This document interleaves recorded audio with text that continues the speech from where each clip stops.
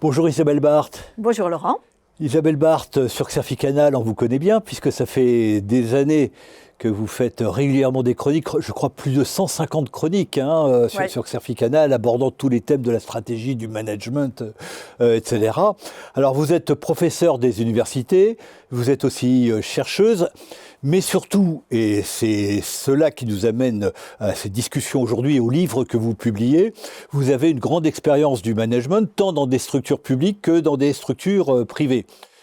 C'est important parce que le management, vous l'avez vraiment pratiqué et vous avez pu confronter la théorie et la pratique. Et c'est d'ailleurs ce qu'on retrouve dans vos vidéos et qu'on retrouve dans ce livre que vous publiez qui s'appelle « Le management est mort, vive le management ». Alors c'est un peu provocateur, mais surtout le sous-titre « Changer nos croyances et certitudes ».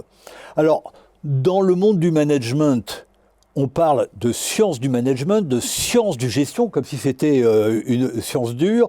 C'est quoi ces croyances et certitudes qu'il faut combattre ? Alors, il y en a tellement. Alors, c'est vrai que dans ce livre, c'est court à chaque fois, mais c'est adossé à des recherches. C'est pas du café du commerce.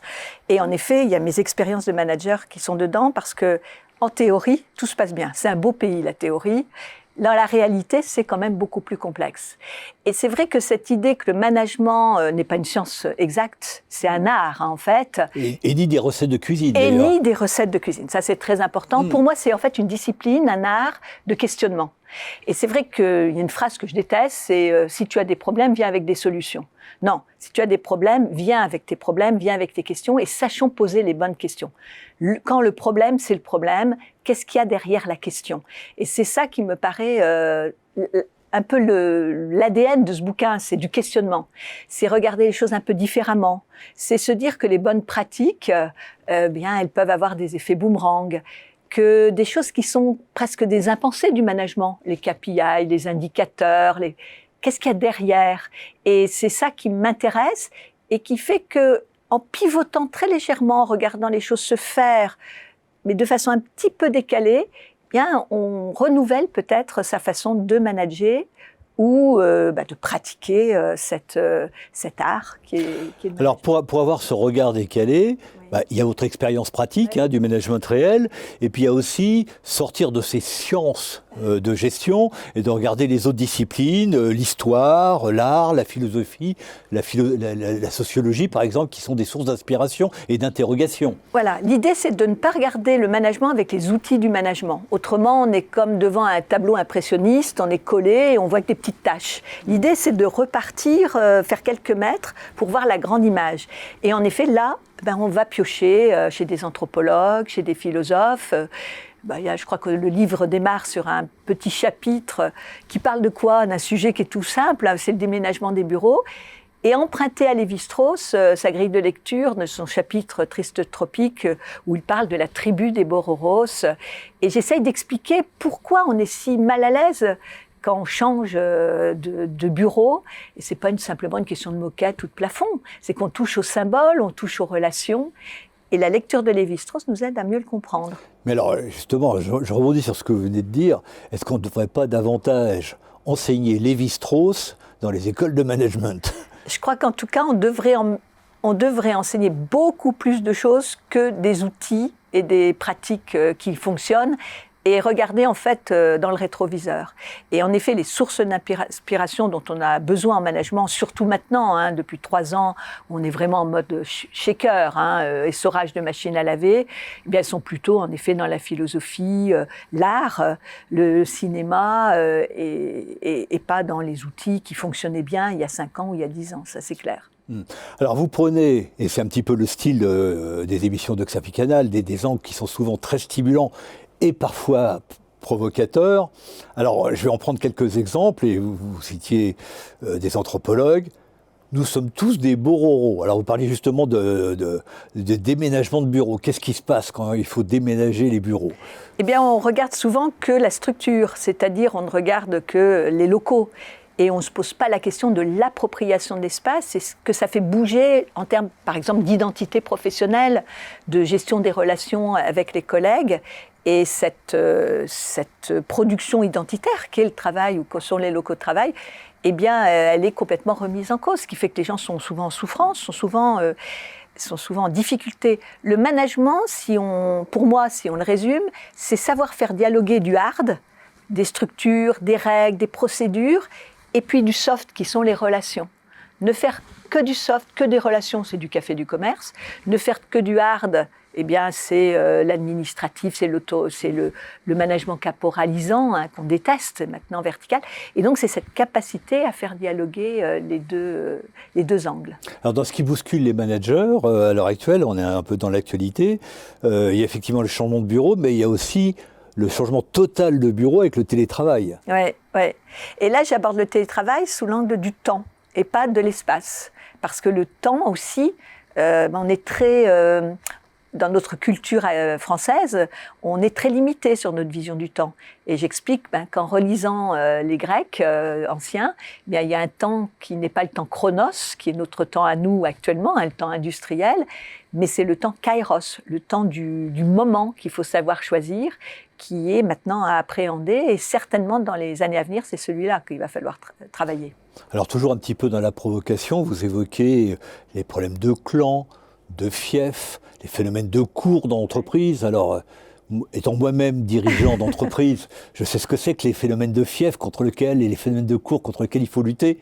Ouais. Ben oui, c'est en fait l'entreprise ou l'organisation managée, c'est des êtres humains, donc c'est des chouchous, c'est des favoris, c'est des gens qui entourent le dirigeant, qui l'empêchent d'avoir une bonne vision des choses. C'est en effet des clans, des fonds de commerce qu'on protège. Alors comment un dirigeant évite d'avoir des chouchous ? Il faut d'abord qu'il en prenne conscience. On parlait au départ des croyances profondes. Je pense que ce questionnement dont je parle beaucoup, c'est aussi quelles sont mes croyances profondes ? Avec la question du pourquoi qui est au centre. Pourquoi on fait comme ça ? Pourquoi on fait comme ça ? Et quand la réponse est « on a toujours fait comme ça », ou pourquoi on pense comme ça, parce qu'on a toujours pensé comme ça, c'est le début de la sclérose absolue. Donc l'idée déjà, c'est la question du pourquoi. Et en effet après, sortir du cercle qui peut être un clan, qui peut être un fief, qui peut être des croyances profondes qui nous enferment, pour aller vers autre chose. Et là, regarder d'autres théories, d'autres grilles de lecture, d'autres façons de faire. Alors d'un côté, il y a le phénomène de fief, et puis de l'autre côté, il y a cette espèce d'idéologie du management qui est que le manager, c'est un super-héros. Alors, c'est pas un dictionnaire amoureux, mais le management, j'aime beaucoup le management en termes de phénomène, et j'aime beaucoup les managers. Vraiment, c'est affectif. Mais c'est vrai qu'il y a tellement de managers qui sont en difficulté, on va dire, insécures, tout simplement parce qu'ils n'ont pas été formés, ils n'ont pas compris ce qu'était le management. Le management, c'est faire le deuil de son expertise, c'est être au service des autres. En tout cas, c'est de plus en plus ce qu'on attend des managers. Et en effet, il y a beaucoup de managers qui sont incompétents, qui veulent tout contrôler, et qui sont donc des managers poubelles, qui sont des managers en difficulté. Mais ce que je tiens à dire, c'est que si j'ai un regard un peu critique, chaque fois, dans ce livre, j'ai une proposition de quelque chose d'émergent. Et par exemple, pour le manager, je propose ce swarm harmonizer, l'harmoniseur des seins. Un manager qui va être quelqu'un qui va passer la balle, créer de l'intelligence collective dans les équipes. Alors, comment on peut composer entre, d'un côté, qu'on est passé par les écoles de management, qu'on est passé par les masters, une vision qui est souvent très théorique, très rationalisée, et puis l'expérience du terrain, où finalement on a du mal à formaliser ses connaissances. Comment on mixe les deux ? Eh bien, c'est le but, c'est justement, faire des managers réflexifs, des managers intelligents au sens d'une intelligence des situations. Et c'est vrai que dans les écoles de management, c'est plutôt des techniques qu'on va leur enseigner et on va faire des bons techniciens du management. D'où l'absolue nécessité d'autres types d'enseignements qui les interpellent et qui les obligent à se questionner. Et les étudiants sont demandeurs de ça. C'est absolument le cas. Après, les managers qui sont sur le terrain, au bout de quelques années, ils se rendent compte qu'ils sont un peu myopes, la fameuse myopie marketing ou myopie du management, et qu'ils ont besoin d'autres lunettes.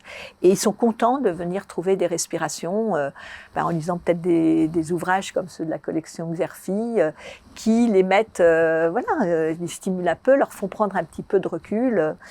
Comme d'autres techniques, l'humour aussi est une technique en management qui oblige à se décaler, à revenir sur des situations qui peuvent être des fois difficiles.